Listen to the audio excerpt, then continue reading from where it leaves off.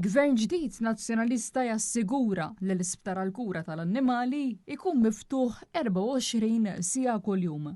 Kienet din il-proposta li ħabbar il-kap tal-Partit Nazzjonalista, Alex Borch, waqt attività tal-familja li organizzat Sara fil-Busket bit-tema Nifs ġdid.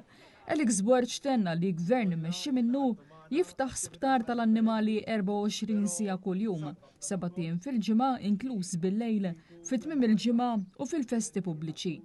L-istess sptar li jingħalaq minn gvern laburista u ħoloq diffikultajiet għas-sidien tal-annimali. Ma stajtx inkun f'attività bħal din.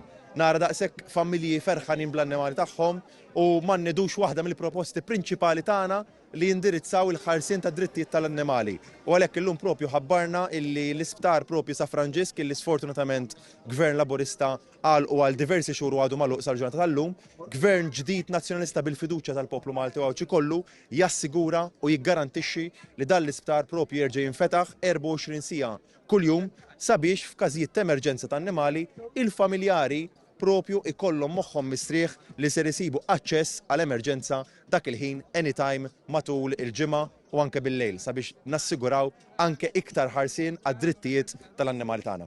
Il-mixja fil-kampanja saret propju bilan li toffri spazju fejn il-familji jistgħu iqattaw ħin ta' kwalità flimkien.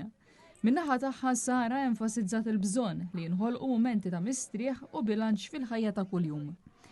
Hija saħqet li inizjattivi bħal dawn jgħinu biex isaħħu ir-relazzjonijiet bejn il-membri tal-familja u jrawmu sens ta' komunità. L-iskop ta' din l-attività kien eżattament hekk li aħna ninkludu kemm il-pets tagħna li kemm jista' jkun qisu anke nintegrawhom f'affarijiet li nagħmlu aħna, speċjalment illum bħala being il-ħadd huwa ġurnata tal-familja u għal din id-darba pruvajna wkoll li anke ninkludu tfal, ninkludu l-familja kollha, ġifieri l-iskop ta' din l-attività infatti kienet biex aħna nagħmlu xi ħaġa differenti fejn inkludu lil kulħadd. Għall-attività attendew ukoll ħafna familji bil-pets tagħhom u bekk inħolqot atmosfera aktar inklusiva u ferriħija fejn kulħadd seta' jgawdi in-natura u l-kumpanija ta' xulxin. Il-kap tal-Partit Nazzjonalista Alex Borch flimkien ma' Sara inaqdu tkellmu mal-familji preżenti li l-koll awgurawlu kull suċċess għall-elezzjoni ta' 30 ta' Mejju u faħruh għal proposti li qed ifassal u li permezz tagħhom qed jagħti l-ogħla priorità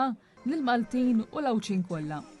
F'din il-mixja pparteċipaw ukoll numru ta' kandidati u uffiċjali tal-Partit Nazzjonalista flimkien mal-familji tagħhom.